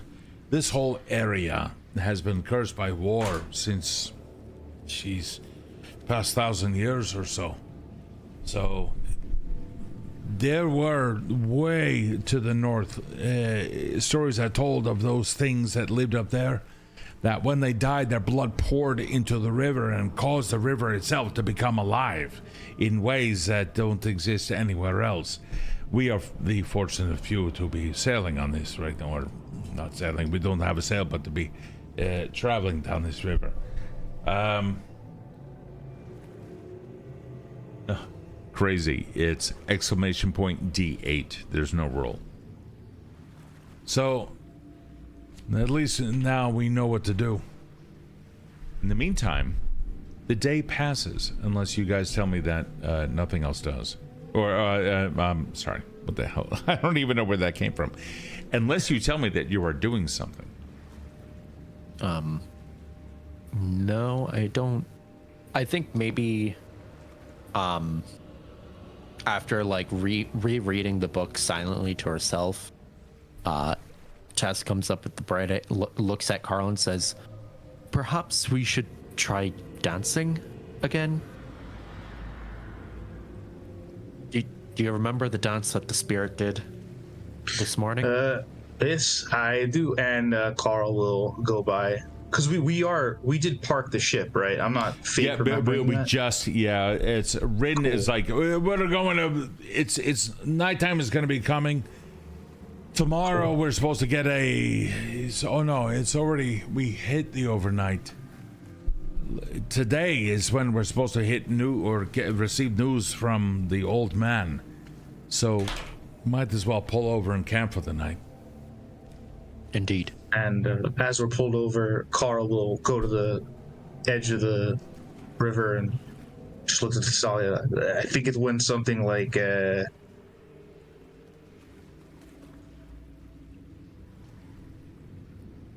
Unfortunately, there does not seem to be any.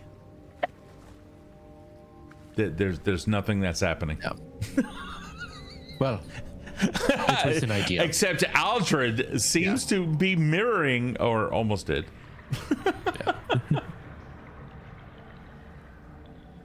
I don't think. Well, Guys, we should do this every night. it is fun. It's just fun to do, but it does not seem to have any effect. Yeah, It was worth a try, though. Indeed. I'm not sure I understood. I'm not really sure why I understood why we were doing it, but it was worth a try. The figures off the side of the boat, with their spirits, the water spirits, whatever they are, they were doing this. Karl started to do that, and then we gained a safe passage through a dangerous part in the river. It would seem that it bestowed a benefit to us for a short-lived amount of time, and the book tells us now how to regain that favor in the future, which in this case, if I understand it correctly, means in the dawn, as we look at it, then we can see these things, and it will tell us of what is to come. Indeed. So we will see. We should get to bed. Wake up early to make sure we don't miss it this time. I'm going to stay up. The old man said on the second day. We're quite a ways down the river from where he said that. I'm hoping that he can find us. He said that he'd be able to track me specifically. This is true. All right, then I'm going to bed. You're on watch. He just lays his head back. I was about to say, as long as we have somebody awaiting the old man, we should be okay. Indeed. I'll take first watch. Aldred, do you want second watch? Aye. Or Third it is. great. It's on the first watch that the mood begins to shift just a little bit. While there is always the sense of water nearby, you also happen to be next to a forest.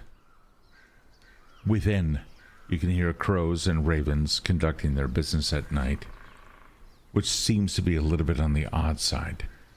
This particular forest, now when you look out there, you're not looking at your typical broadleaf forest of Western Europe type-esque things.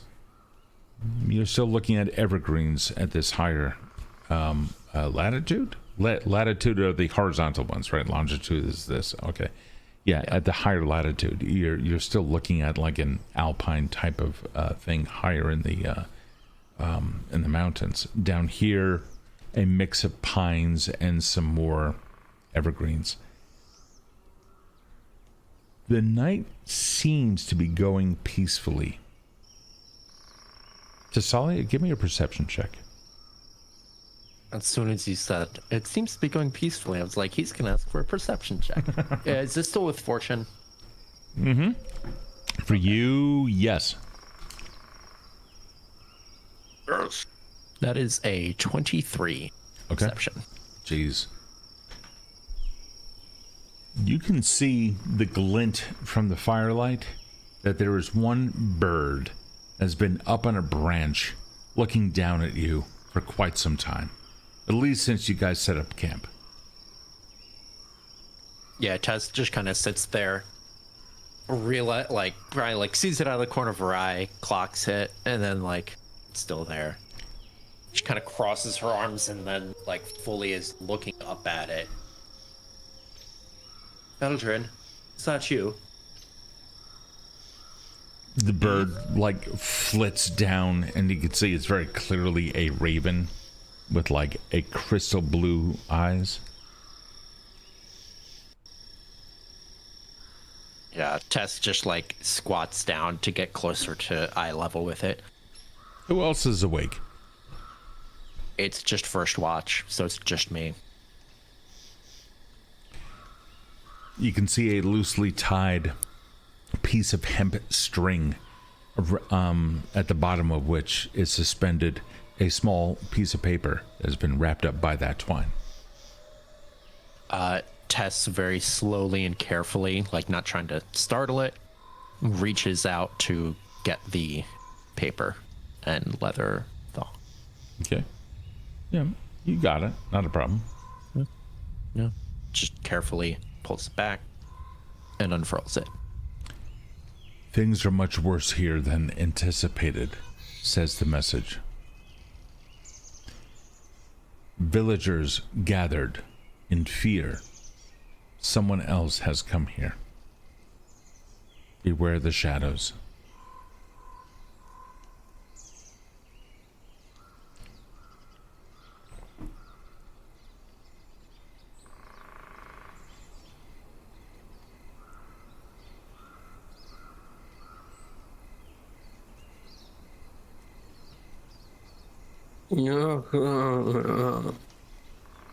Alvin says it in his sleep.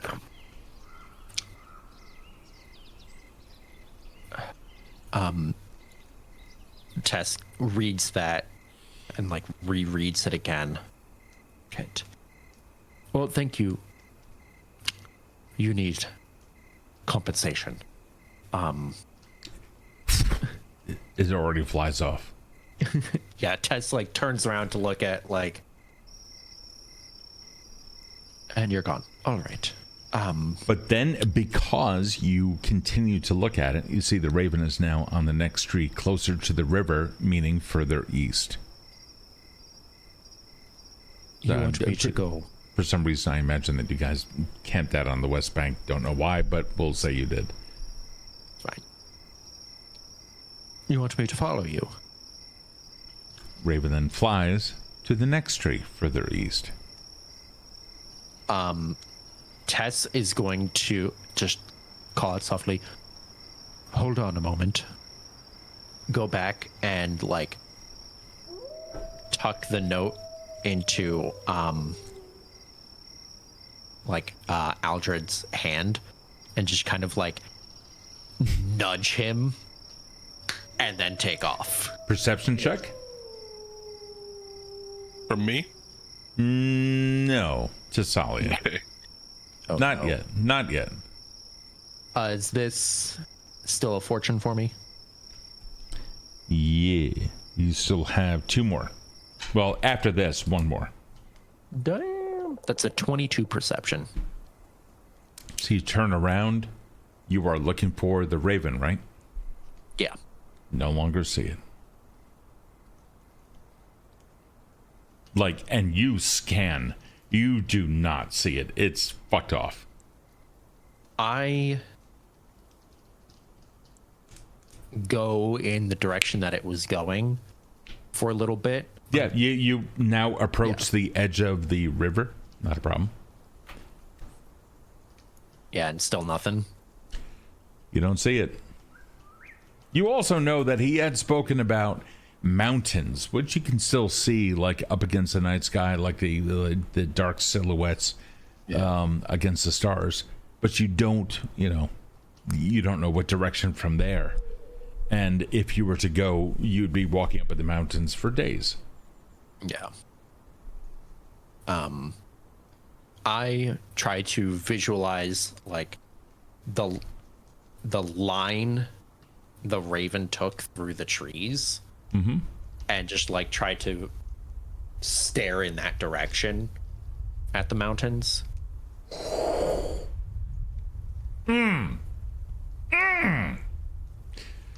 You do. The raven was traveling in a perfect straight line. And in the distance, you can see a mountain with a peak and a smaller peak next to it. It is looking right here. Does it perhaps look like the Seekers of the Fall logo?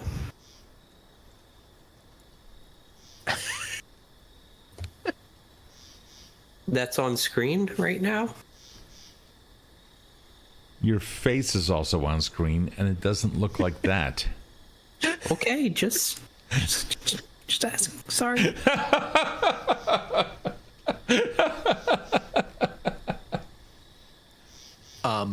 Yeah, Tess is going to clock that, just like stare at it, like sear the image of that mountain and the little valley between the large mountain and the smaller peak. Okay. Where the raven went. Okay. And then she is going to, just scuff a big spot in like the dirt and brush, just as a reminder to herself of like, this is where I was standing. Sure. just a landmark Okay. for in the morning when everybody else is awake. Your watch comes to an end. Everyone else's watch goes on without exception. A couple of minutes before the sun breaks the horizon, a couple of you begin to awaken. Is there anything that you are doing? Alvin immediately makes a pot of coffee. Gonna do my usual root magic preparations, and get ready to get back on that boat. Awesome. Yep. Packing up everything, getting everything ready, making sure I have all my gear in order. Okay. Thessalia, Tess goes to the river's edge. what do you do? She sits quietly Yeah. and listens.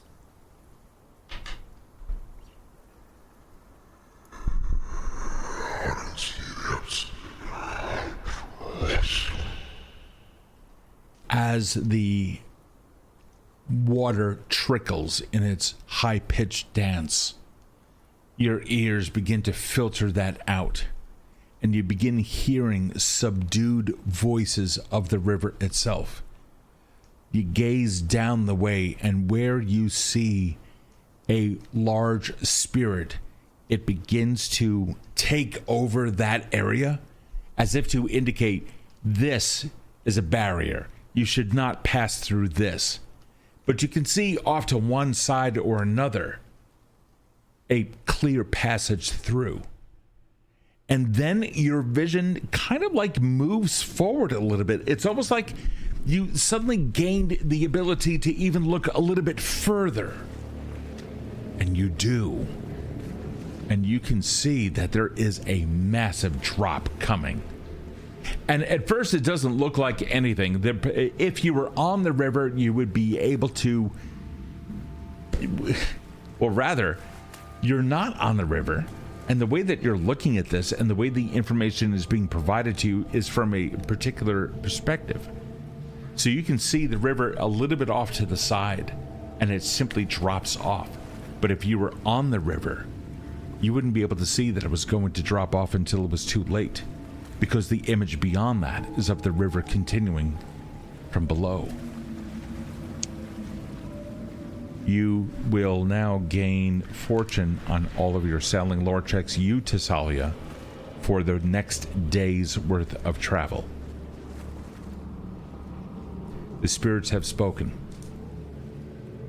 And as dawn turns into day, and the sun now comes over, in this world, the western mountains, and it casts that warm glow, that alpine glow over the area. You receive your information, then rises a little bit more, and you can see the spirits dissipate into the water itself. Tess, as the spirits start to dissipate,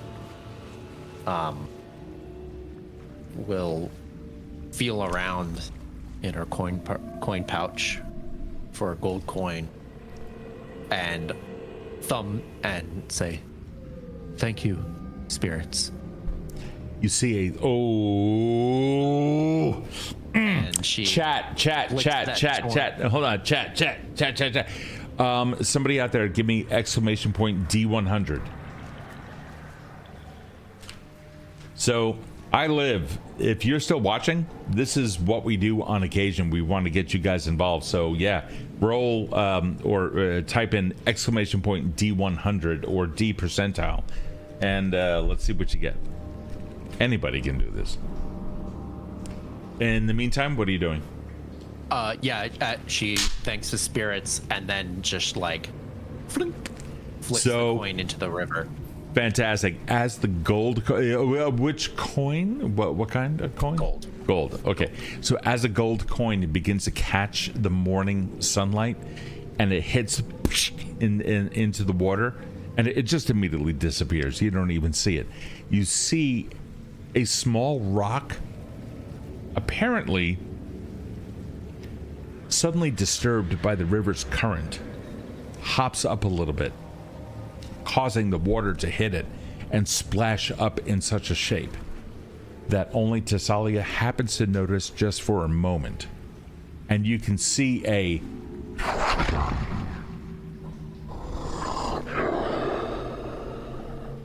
and then it just goes right back down as that rock then tumbles over.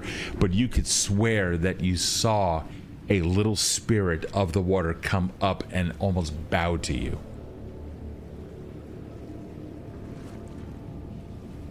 Tess kind of, takes that in.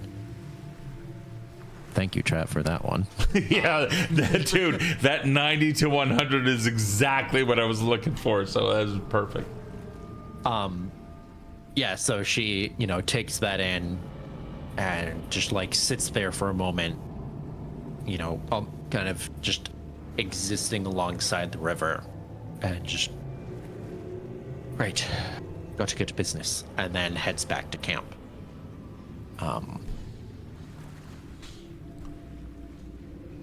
The rest of the day seems to go without event.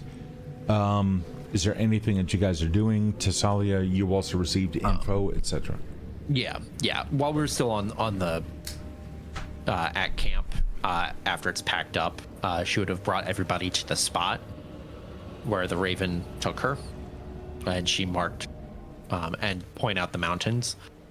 I think Eldrin is over there, or at least that's where he wants us to go. That's where. So wait, we gotta head north now? East, actually. Yeah, that's east. East. Oh. I need to get this thing back down to the society, He says as he pats his satchel. All right. It's still going to be many days before we get down to the city. The ship is still the closest way, or still the best way for us to go down south. If you're going to disembark here, then you are all going to be on foot. Frenell and I will then take the ship down south. Well, I think we should. Sounds like a plan. Be careful of the black waters and don't disturb the stone circles. Yes? Stone circles. All right. Sounds good. There is a steep drop off in the river coming up. How far? You estimate it's whatever you say is what it's going to be. Yeah. Not too terribly far from here. I believe it's about 2.5 hours, row downstream. You're not going to see it, but off to the left you'll see a copse of 3 pine trees standing off by themselves. Pull off port side there. You'll have to carry the boat on land for a bit, or drag it more like. So we'll portage it. All right. Aye. All right. Remember, too, what the note said. Beware the shadows. It's creepy, it's vague, but it could save your life. Who said anything about shadows? In the note. What note? Note. Oh, I'm sorry. I just assumed that we went over the contents of the note. Alvin doesn't know about it then? Thessalia, did you read the note out to everyone? Aldred, you woke up with a note in your hand. Yeah, I did have the note in my hand when I woke up. Okay, Aldred, did you read it out loud? I did not. I probably lost it while I was sleeping. Alvin, waking up with a cap of telepathy or ESP. Yeah. No. Just way too much coffee. Probably an unsafe amount of coffee, if we're being honest. That's fair. That's fair. All right, so you're very hyper aware right now. Yeah. Okay, that's cool. That's good. He's just buzzing around making car noises. Cars don't even exist yet. He just. Alvin, I don't know how you're farting so loudly and consistently. You have a natural talent. It's practice. Now's not the time. Man, I can Aldrin did feel give my me a teeth. note. So he says it's much worse there than he imagined. The villagers are gathering there in fear of what's happening. It sounds like there is someone else there. And he says to beware the shadows. It was a small note, he couldn't go into much detail. And the raven was a raven, and I'm not Frenell. That's fair. Be safe, the two of you, on your way back. We'll be fine. And don't forget to sit at the riverside at dawn. To That's how seek I know the about the spirit's drop. wisdom. Yeah. We will take care of that. The river will look like it keeps going, but when you see that copse of 3 pine trees by themselves, portage. Which bank? On the left bank, on the port side bank. All right. We'll take a look. He reaches down, picks up Frenell, and carefully places her in the boat.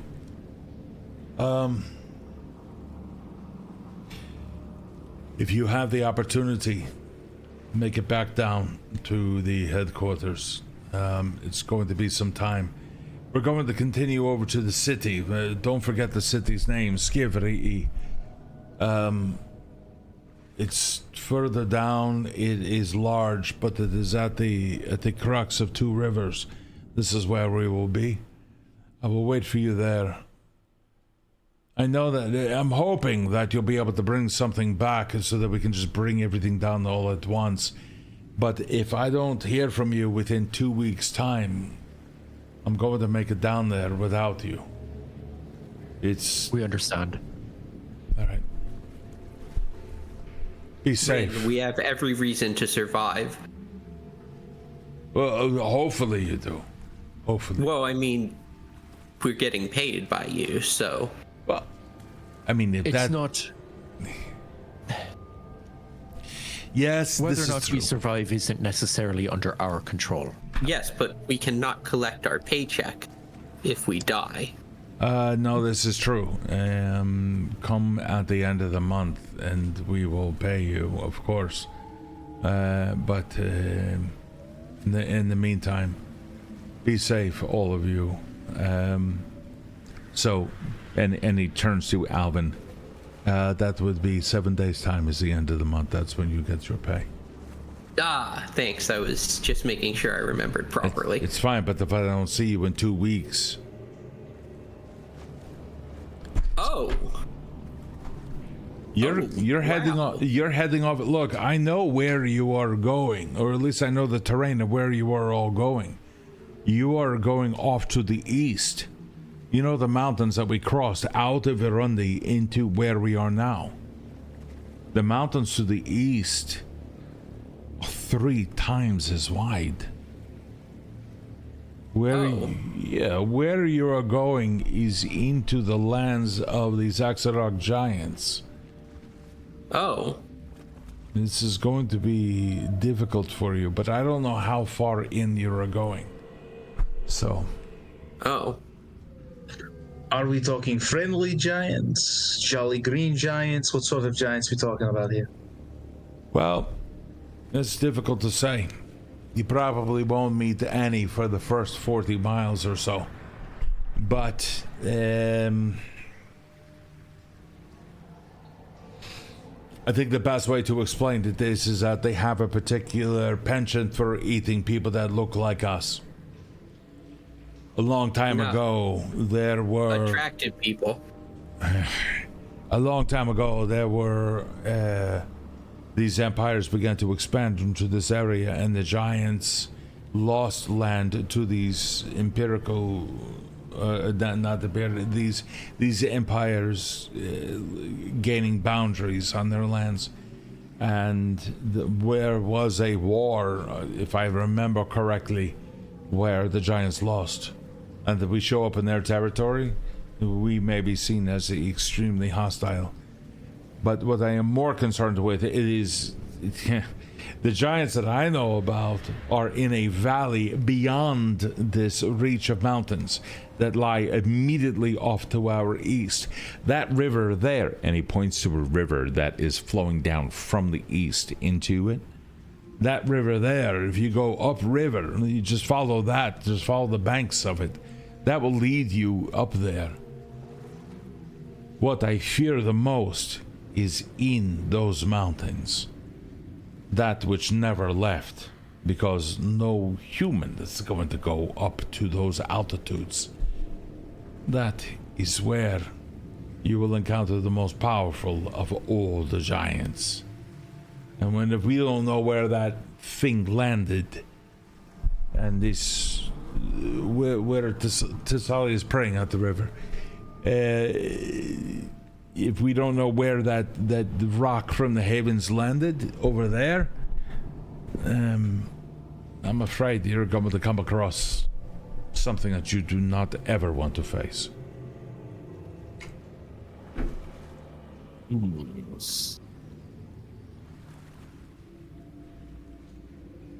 Well, We that's good. still have the spears haft, right? You should. Yes. You got that, Okay. yeah? No, I just didn't know if you wanted to catalog it. I think it'll be useful in our journey. Me, yeah. Well, We promised to bring it back in, well, one piece. is it going to be used? Is this going to aid in your travels? I certainly hope so. It should help us hone in on the location. Then hold on to it. Look, the Society's purpose is to collect artifacts and relics from all over the world and put them in a safe place so that those of evil do not get to it. If they are never being used, then their true purpose would never be discovered and the beauty of them would be lost. So if you need to use the spear or what have you, then do so.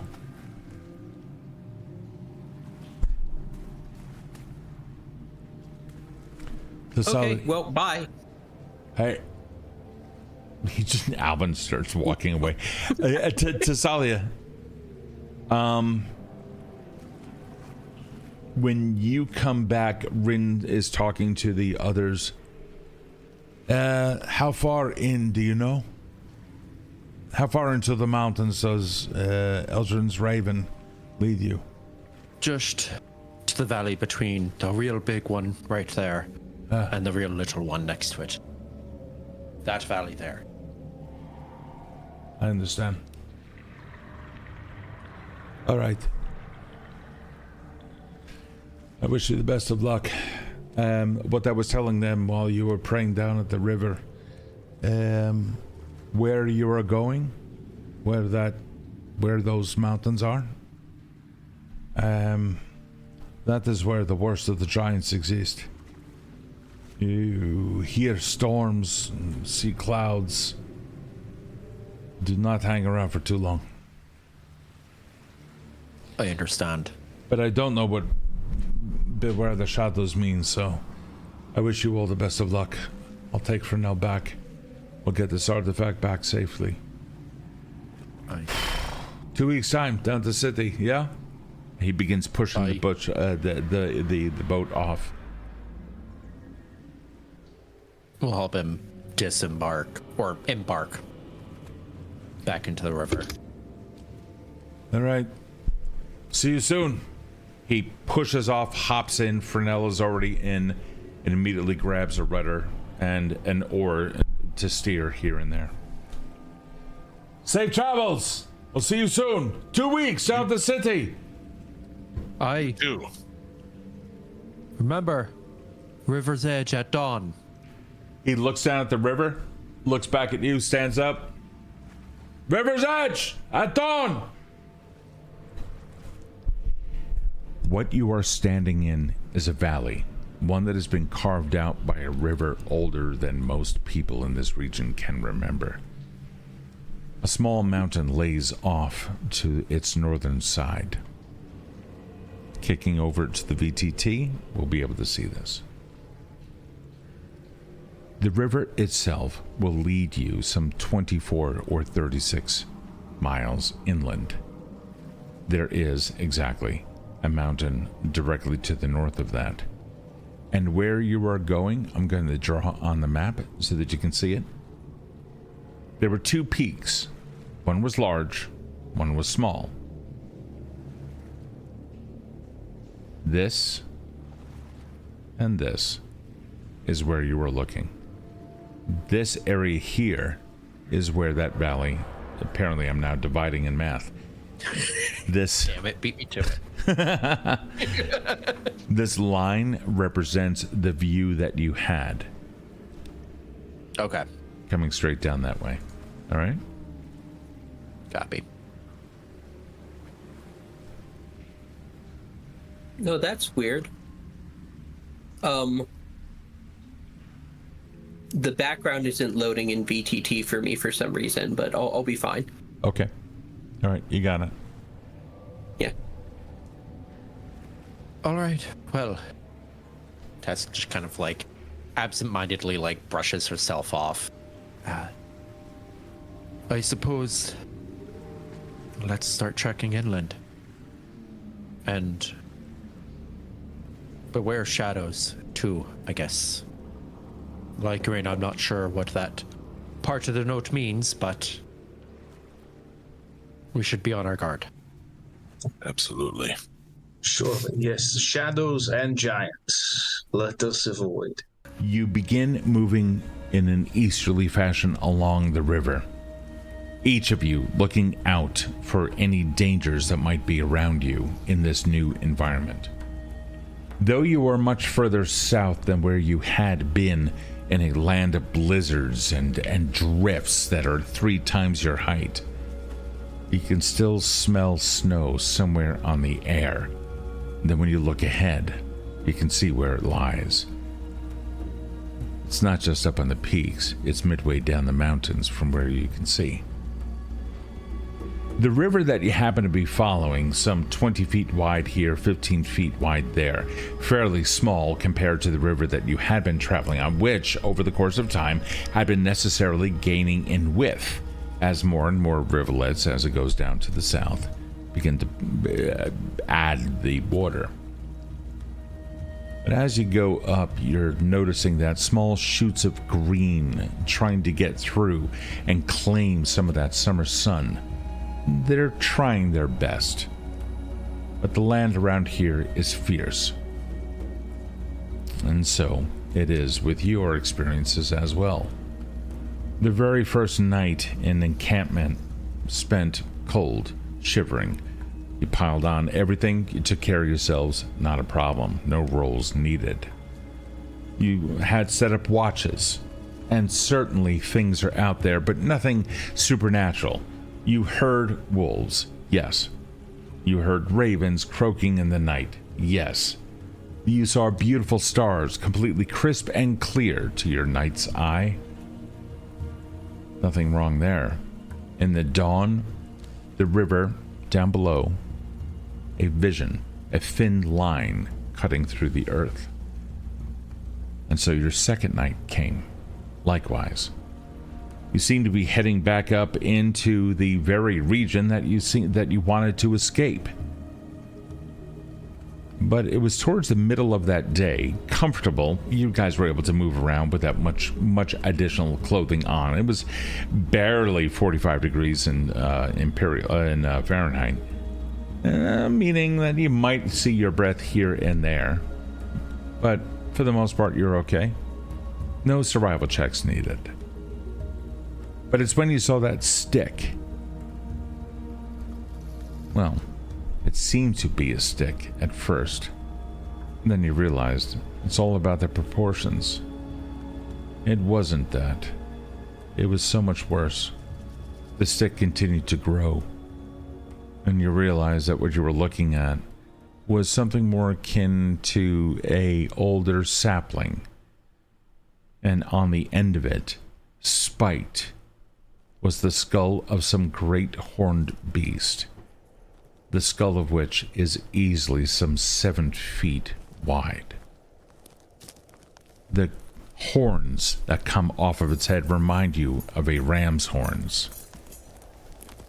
But this was no ordinary horn. These are as black as obsidian, and upon closer inspection, maybe even a touch of it, the edge of the horn, for the most part squared and then coming off and twisting back and around, even touching the edge, caused your skin to separate just a little. Whatever these things are, they represent a danger, and whoever constructed this thing sent this as a warning of what they are capable of destroying. That's where we're going to leave it for tonight. My heart's not racing, yours is. Oh, intense.